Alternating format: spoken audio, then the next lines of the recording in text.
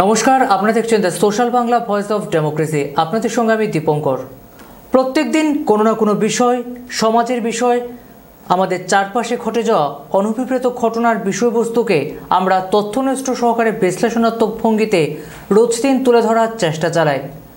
সভ্য সমাজ উন্নয়নের পথে হাঁটছে। আমাদের আশপাশ, আমাদের পরিবেশ, আমাদের পারিপার্শ্বিক পরিবেশে থাকা সাধারণ মানুষ। তবে সত্যিই কি মানুষ সভ্য সমাজে প্রত্যেকটি মানুষের মধ্যে সেই সভ্যতা, সংস্কৃতির, শালীনতার ভাব আদৌ কি রয়েছে?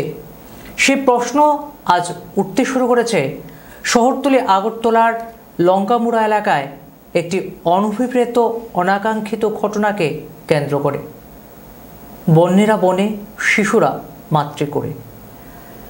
শিশু সন্তানের প্রতি মাতৃসুলভ, পিতাসুলভ আচরণ প্রত্যেক অভিভাবক করে থাকেন। তাই বলে মানুষের মান এবং হুঁশ আছে, তাই তো তারা মানুষ। তবে কিছু এমনও মানুষ রয়েছেন যাদের মধ্যে মনুষ্যত্ববোধ বিন্দুমাত্র রয়েছে কিনা সেই প্রশ্ন ওঠে যখন কোনো শিশুকন্যা ধর্ষণের শিকার হয়।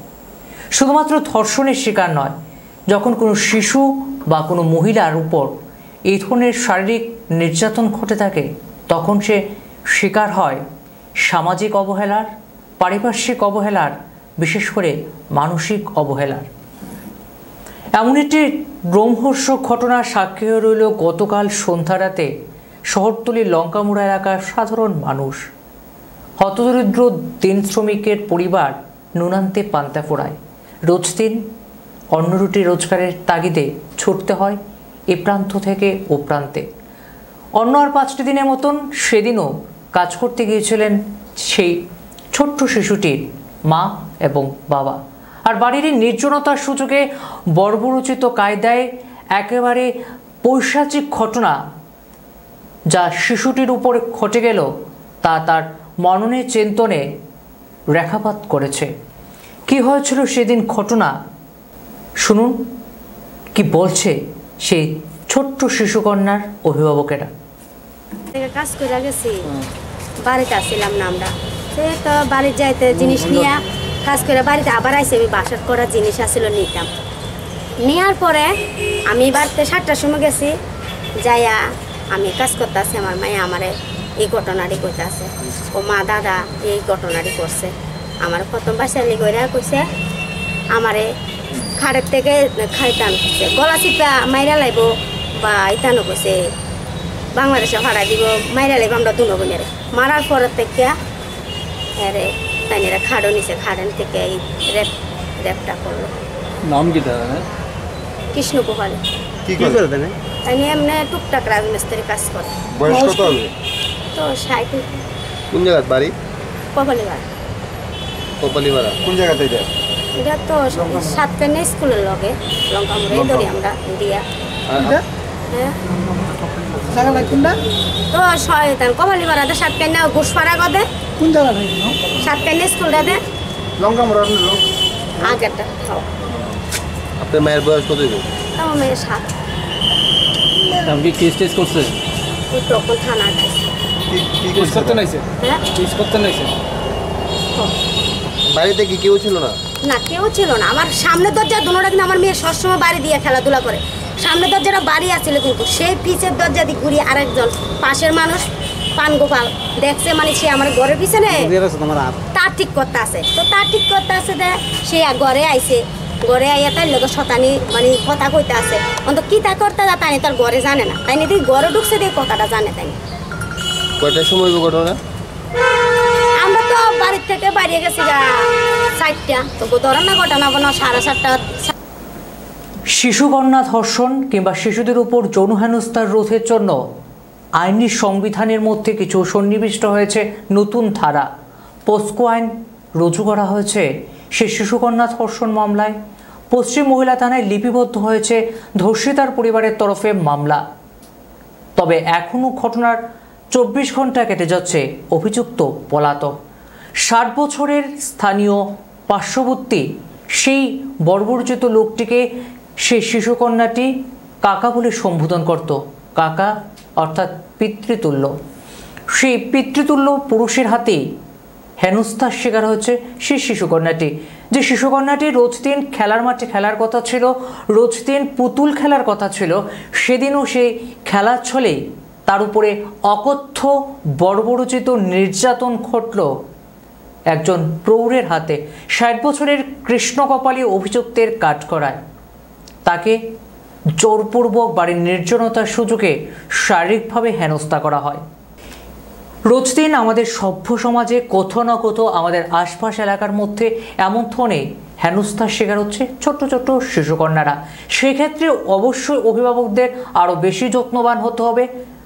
খুব সহজে কাউকে এই সময়ের প্রেক্ষাপটে দাঁড়িয়ে বিশ্বাস করা হয়তো অনাকাঙ্ক্ষিত, অবাঞ্ছনীয়, যার সাক্ষী হতে হলো সেই লঙ্কামুড়ার হতদরিদ্র পরিবারটিকে। শিশুকন্যা ধর্ষণের শিকার হয়ে খানিকটা মানসিকভাবে শারীরিকভাবে বিপর্যস্ত। মেডিকেল চেক আপ করানোর জন্য পশ্চিম মহিলা থানার মহিলা পুলিশের তরফে নিয়ে যাওয়া হয় হাসপাতালের মধ্যে, এমনটি কিন্তু সূত্রের খবর। তবে অভিযুক্তের বিরুদ্ধে তদন্ত শুরু হলেও কোনো এক অজ্ঞাত কারণে অভিযুক্ত পলাতক। স্থানীয় মানুষের দাবি, অভিযুক্তকে শুধুমাত্র আইনি বিধান দিয়ে এই ধরনের অবক্ষয়, এই ধরনের নির্যাতনের ঘটনা সমাজে কখনোই রোধ করা সম্ভব হবে না। তার জন্য প্রয়োজন হবে সমাজের প্রত্যেকটি স্তরের মানুষকে সোচ্চার হওয়া, প্রত্যেককে এই ধরনের বর্বরোচিত ঘটনা যারা করেন, সেই ঘটনার সঙ্গে জড়িত থাকেন, তাদেরকে সামাজিকভাবে, সাংস্কৃতিকভাবে লোকালয় থেকে বিচ্যুত করতে হবে, তবে হবে প্রকৃত শাস্তি। আইনের মধ্য দিয়ে বহুবার দেশের মধ্যে এই ধরনের নির্যাতনের ঘটনায় ধর্ষণ, গণধর্ষণের মতন বর্বরোচিত ঘটনা কিংবা বধূ নির্যাতনের মতন ঘটনা রুখতে আইনের মধ্যে কিছু নতুন ধারা সংযুক্ত হয়েছে। তারপরেও এই ধরনের ঘটনা রোধ করা সম্ভব হচ্ছে না। রাজ্য মহিলা কমিশনের ভূমিকা নিয়েও কিন্তু বারবার প্রশ্ন উঠছে। মহিলা কমিশনের তরফে তেমন কোনো ধরনের তৎপরতা পরিলক্ষিত হচ্ছে না, এমনটি অভিযোগ সাংস্কৃতিক ব্যক্তিত্ব থেকে শুরু করে সাধারণ মানুষ প্রত্যেকের। ত্রিপুরা মহিলা কমিশনের ভূমিকাও আরও সোচ্চার হতে হবে। রাজ্য মহিলা কমিশনের পাশাপাশি বিভিন্ন সমাজসেবী সংগঠন, ক্লাব, এনজিও, পুলিশ প্রত্যেককে আরও বেশি করে দায়বদ্ধ হতে হবে। তবেই সমাজের মধ্যে এই ধরনের ঘটনা রোধ করা সম্ভব হবে।